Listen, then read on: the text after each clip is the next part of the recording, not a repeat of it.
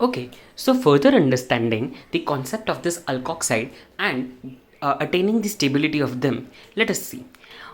The stability of alkoxide ion is more when the dissociation of alcohol to give the H plus will be more. और अगर वो more होगा तो the acidic nature will always be greater. So as you can see over here students, यहाँ देख रहे हो there is primary, secondary और टर्शरी अल्कोहल जिनको मेरे H को डिसोसिएट किया हुआ है. कैन यू सी, ये प्राइमरी अल्कोहल है, उसका H plus will give you primary alkoxide. The secondary alcohol will give you secondary alkoxide, tertiary will give you tertiary alkoxide. इन सब में हम जानते हैं कि प्राइमरी अल्कोक्साइड में there is only one alkyl group, secondary में 2 अल्काइल ग्रुप है और टर्शरी में 3 अल्काइल ग्रुप है. Alkyl groups are always electron donating in nature students. जैसे ही वो अपना इलेक्ट्रॉन को डोनेट करेंगे, डोंट यू थिंक ये ऑक्सीजन पे इलेक्ट्रॉन की डेंसिटी बढ़ जाएगी.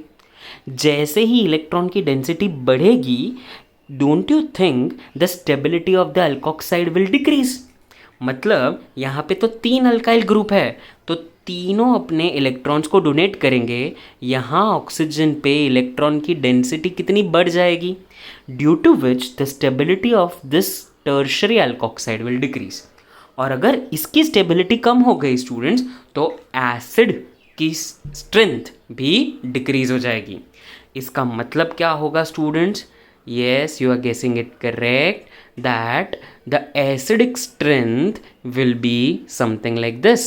It will be primary alcohol का acid strength will be greatest compared to secondary compared to tertiary.